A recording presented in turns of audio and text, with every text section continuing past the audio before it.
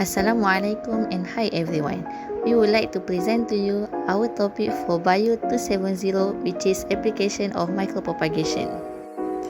First of all, I would like to introduce to you our group members. There is NADIA AMIRAH, NURUL SHAHIRAH, HAZIRAH, and NURUL SHAFILEA. Our objective for this presentation is definition of micropropagation, few important clauses, basic concept behind the technology, various type of micropropagation, and strength and weakness of this application.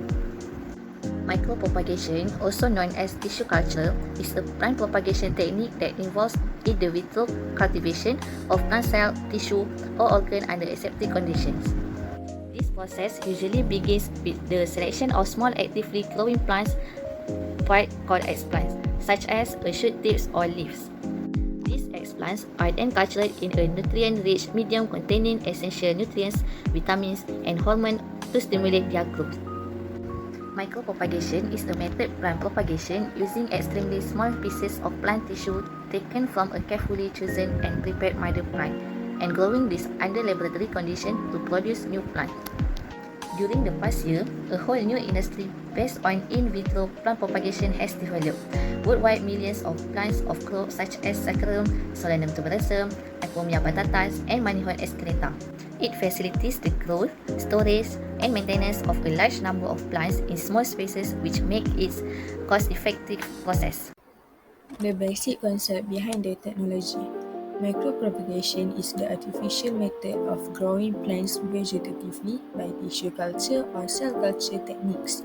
Plants are generated in vitro using asexual reproduction or vegetative propagation in this artificial propagation method.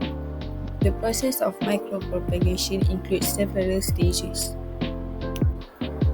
Micropropagation starts with stage 0. At this stage, the stock plants are selected and developed under specific conditions before being used for culture initiation. The next stage is stage 1. At this stage, the inception and foundation of a culture in a reasonable medium are accomplished. It is important to choose the most suitable explants. The most normally utilized explants are organs, shoot tips, and axillary buds. The steps included in this stage are separating the explant, surface sanitization, cleaning, and the explant is placed in a suitable culture environment. Moving on to stage 2. This stage involves the fast multiplication of shoots or the development of rapid somatic embryos in a specified culture medium. A development chamber set at 20 to 24 Celsius is utilized with a 2000 to 4000 lux light force and a lighting time of 16 hours or something like that. At stage 3, the shoots are moved to a medium at this point so that the roots can develop. To facilitate root formation, the shoots are either placed directly in the soil or placed in a nutritional medium in the lab. The last stage for micropropagation process is stage 4. At this stage, plantlets are establishing themselves in the soil. This is finished by moving the plantlets of stage 3 from the research facility to the earth of the nursery. For some plant species, stage 3 is skipped and unestablished stage 2 shoots are planted in pots or in the appropriate fertilizer bank. Hi, I'm HAZIRAH and I will explain and introduce to you guys about type of micropropagation. The first one is meristem culture. First and foremost, what is meristem culture? Meristem culture is a type of tissue culture technique used in labs to eliminate viruses and other parasites by growing in vitro. They either use the growing tip of plant, shoot, or root site containing meristemic cell for culturing process. Next, I will explain to you guys about the process of meristem culture. First, we have to obtain source or meristemic tissue from shoot tip. Second, we have to sterilizing the shoot tip using suitable chemical such as sodium hypochlorite because to ensure they are not damaged and are cleaned properly for their uses in culture. The third step is after sterilization, ensure the tissue is properly rinsed using sterilized distilled water to remove all the traces of chemical used in the sterilization process. The fourth one will be cutting off the meristemic tissue from the source using a sharp scalpel or needle to prevent any damage to meristem cell. The fifth one will be transfer meristemic tissue to a suitable grown medium. Transfer the meristemic tissue to a container containing a sterile grown medium to encourage cell division and tissue differentiation. The tissue must contact the surface of the medium. And the sixth one will be then place the culture under control optimal condition such as appropriate light, temperature and humidity condition. So the last one of this process of meristemic culture is observe their development and detect any contamination or abnormality at early stage. Second type of micropropagation is colours culture. Colours culture is the culture of the differentiated plant cell induced on media usually containing relatively high auxin concentration or a combination of auxin and cytokinin under in vitro condition. So the process to make the colours culture will be, the first step is our plant sample will be a carrot. Firstly, we have to wash carrot root tip. The second step will be we have to break the carrot into the 3 or 4 pieces. The third step, cut the core and put it into a beaker filled up with distilled water. The fourth step, balance the pH by adding sodium hypochlorite sodium. For this reason, sodium hypochlorite used as disinfecting agent. It is effective for the disinfection of bacteria and fungi. The fifth step, the core will be having a second double distilled water. The water from second distillation is what we call double distilled water. The process will be produce an even higher level of purification of water. The sixth step, place this into the callus initiation medium. In this medium consists of agar and a mixture of micronutrient and micronutrient. The seventh step, transfer and explant using forceps into the surface of the agarified nutrient medium. Nutrient medium is Gambor B5 or MS medium. The eighth step, after inoculation, take the culture medium to the tube to the culture room where they can be placed in the rug. Incubate the culture in dark at 25 degrees Celsius. And the last step, after 2 to 4 days, colours will be formed. So the third type of micropropagation is suspension culture. Suspension culture can generate complete plant using a single plant cell in liquid medium. It could be a cell from a plant leaf, bud, flowers or any other part of the plant. This method of plant tissue culture is called cell suspension culture. So next, the process to make a suspension culture. The first one, we have to select of plant material. It could be any cell plant for a plant leaf, bud, flower or any other part of plant. The secondly, surface sterilization. Surface sterilization of explant is a process which involves the immersion of explant to appropriate concentration of chemical sterilize. Sodium hypochlorite, most surface contamination can be eliminated by surface sterilization with suitable sterilizing agents such as sodium hypochlorite. The third step, colours culture. For your information, we have to do colours culture first before we get to the suspension. As usual, the explant will be put into the agar to developing colours. The fourth one, disintegration. The breaking down of something into small particle or into its constituent element. The fifth step, for the preparation of suspension culture, colours is transferred to a liquid nutrient medium and is agitated. The suspension culture medium is constantly stirred or agitated so that cells of explant get isolated in the culture medium and get differentiated. Cells get plenty of food because stirring causes constant mixing of culture medium. Stirring causes aeration of medium and provide proper oxygen supply to all cells in culture.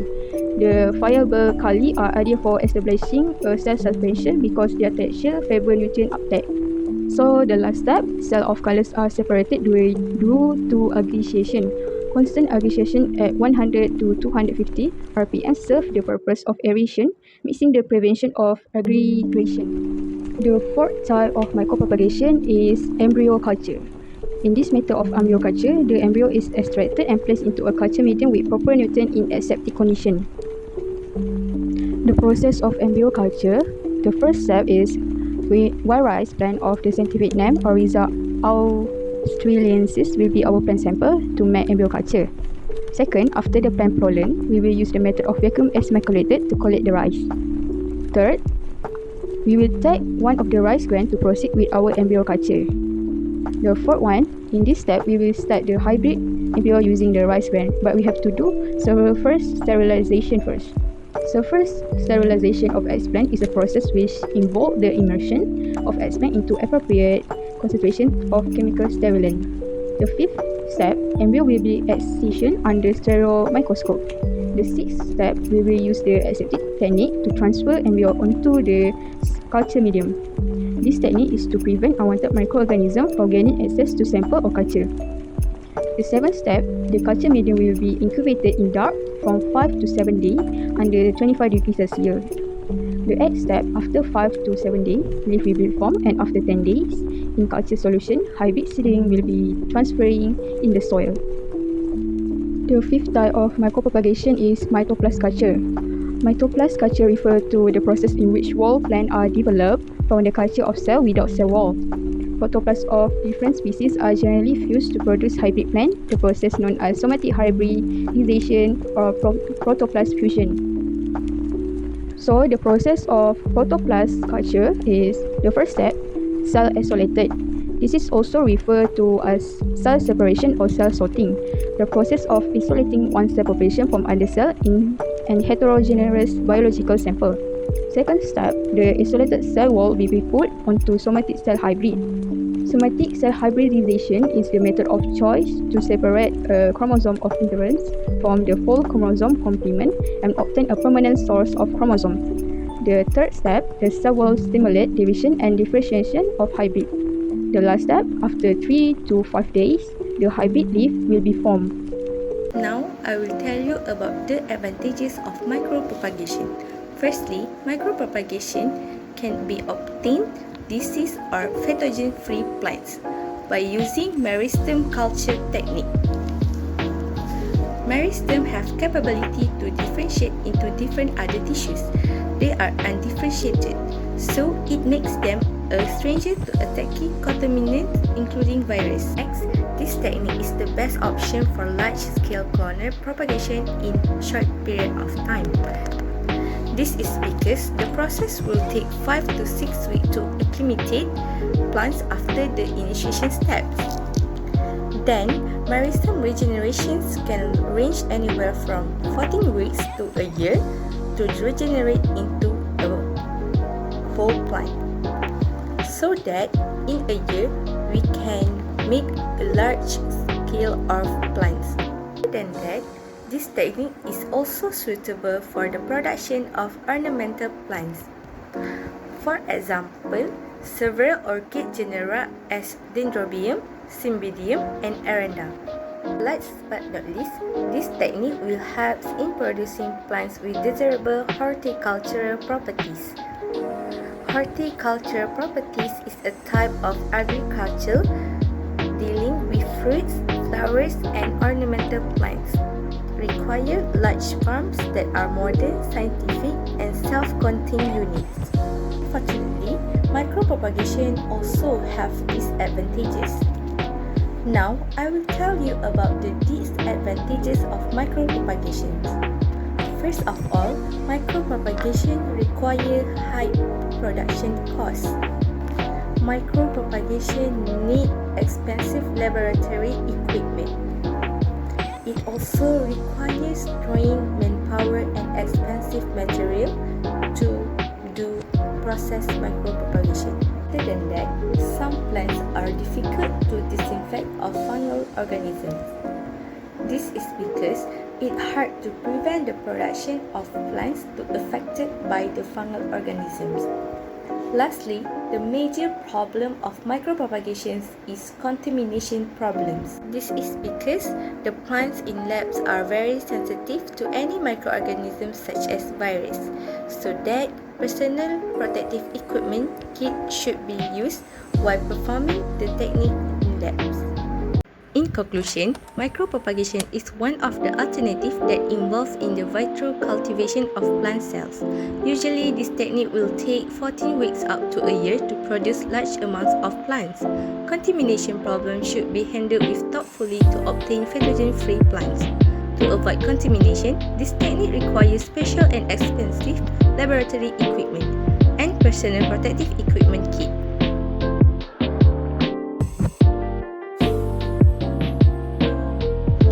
Thank you for watching.